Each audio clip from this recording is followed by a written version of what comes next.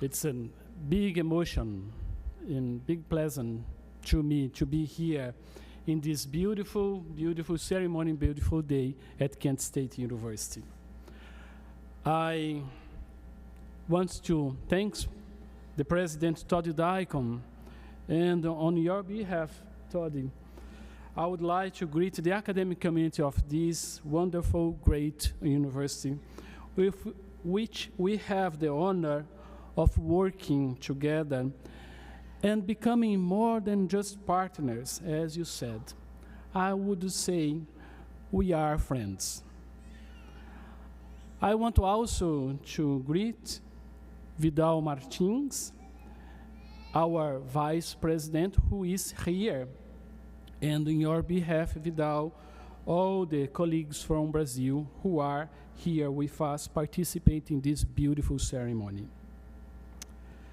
Also, a word to you, parents, dear parents, friends, and relatives, whose love and affection overflow in this important day and celebration.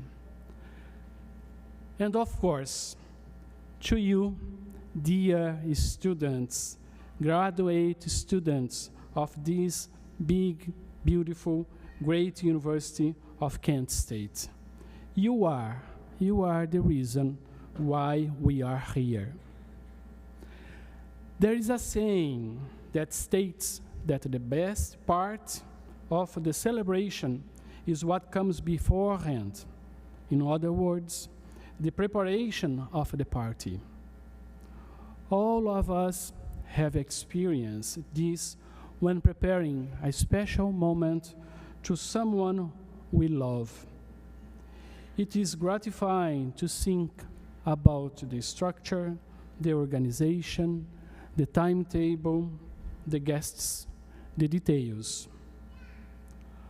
All of this reflects and expresses the celebration and the importance of what led to this party. In fact, the beauty of preparing today's celebration is not just what we do, but who we do it for. On this memorable day, the splendor and the importance of this part are you, Kent State University graduates. And for me, I have the honor and the challenge of saying a few words to you. As it was already said, I am a Mary's brother and president of a Catholic university in Brazil, PUC Paraná. And today, I would like to share a personal experience with you. As president of the university, in July 2023, I attended the meeting of International Catholic Education of Universities held in Boston. During that week, I went to revisit Boston's historic downtown area and saw the Holocaust Memorial.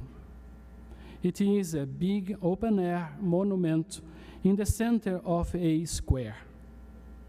The Holocaust is one of those historical wounds that saddens and shame us at the same time. We humans can create beautiful things. Think, for example, of a Mozart symphony. However, we as human beings also can be capable of plunging history into dark moments, as in the case of the Holocaust. This memorial in Boston includes short stories and testimonies from concentration camp survivors. One of these testimonies caught my attention. It was the testimony of Gerta Weissmann Klein, referring to her friend called Elisa. It reads, Elisa was a childhood friend. Once in the concentration camp, she found a raspberry in the floor. She wrapped it in a leaf, put it in her pocket, and carried it around all day to give me at night, in the dark, far from the watchful eyes of the guards. Can you imagine a world where your only possession is a raspberry and you give it to your friend? Dear graduates, Elisa risked her life, everything she had, to give her friend Gerta a raspberry found on the ground.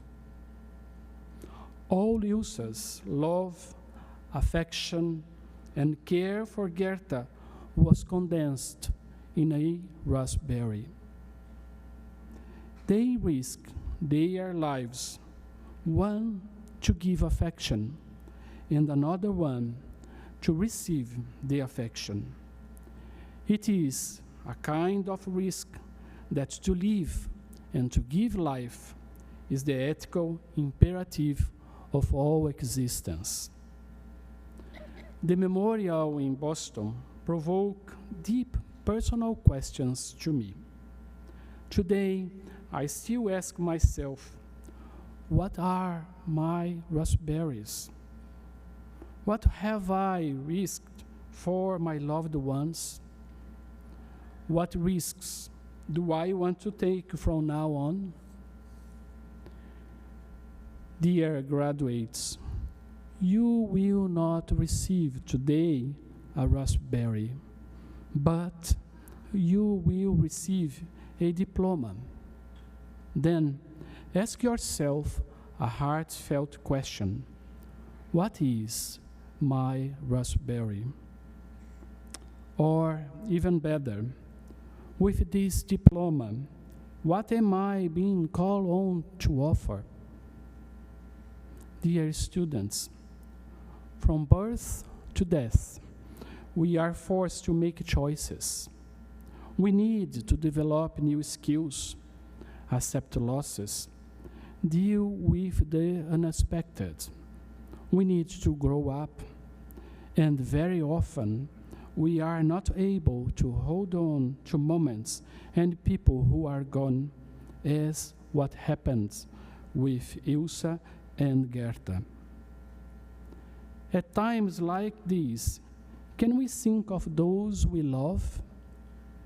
In moments like this, will we be able to keep the raspberries of life, taking the necessary risks to offer affection to the other person who will stand in front of our eyes, our lives?